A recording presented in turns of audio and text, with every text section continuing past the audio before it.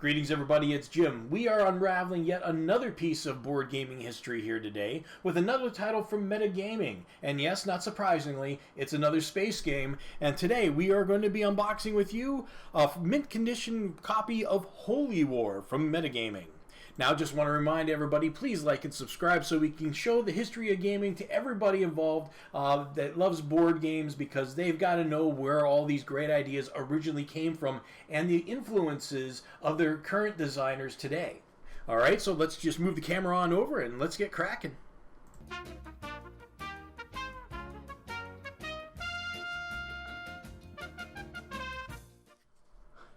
Alright everybody, we got a copy here of Holy War, and as the new format in my videos, on the right hand side you're going to see some things that I do in post-production and show you the pictures of what I'm about to unveil here up front and close and personal, and the live version right here on the left. Now, as always, I don't count that packaging, this little plastic packaging, whether it to be mint or not, because this is just the way they came. They got taped over, and people at the game stores would always look at them, open them, close them up, open them, close them up.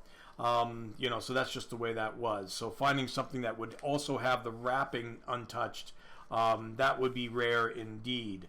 But that's okay. It's the internal parts that matter to me.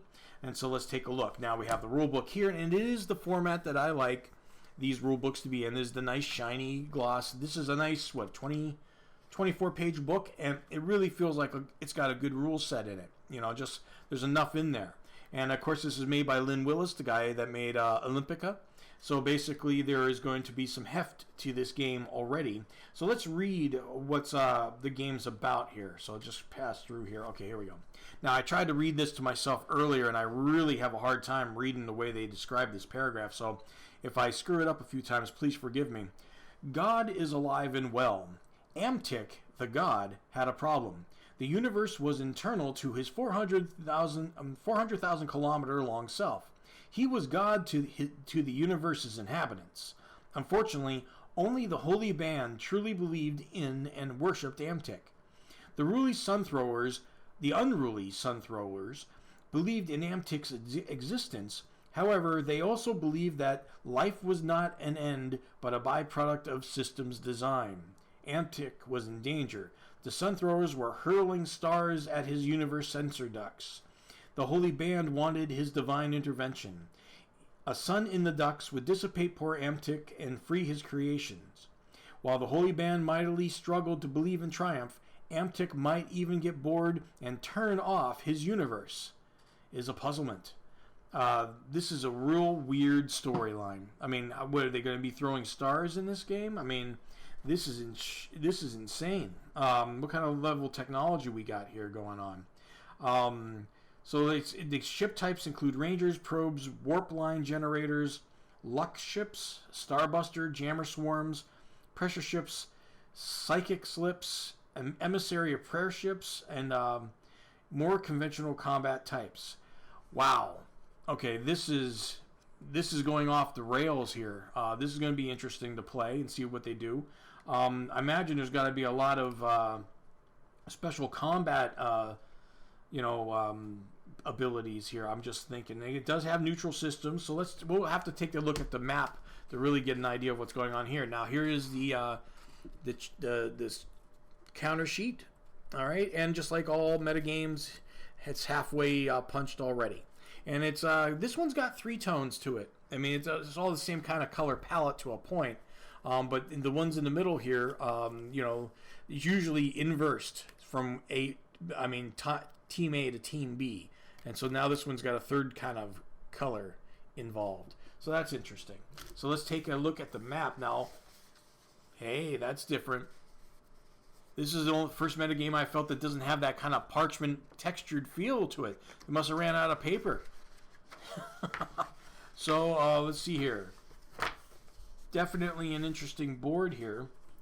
As you can see, there's a lot going on. This is a lot bigger than most of them that I've seen. So it's kind of funny. It's just, I mean, I'm so used to seeing boards and mounted map boards, and I remember as a kid I thought that would be big value, right? And there is a sense when you're playing games like this that, oh, you pay more, you expect more. Well, I'm not going to be too surprised if this is really this looks like pretty interesting, but I wouldn't be surprised if I really think some of these games are a lot deeper and probably worth more money if they were packaged differently, right? But at the same time, I do like the $2.95 format. Who wouldn't, right? Man. So anyway, looks like let's look at one last bit at the rules here. See if I can glean something from all this.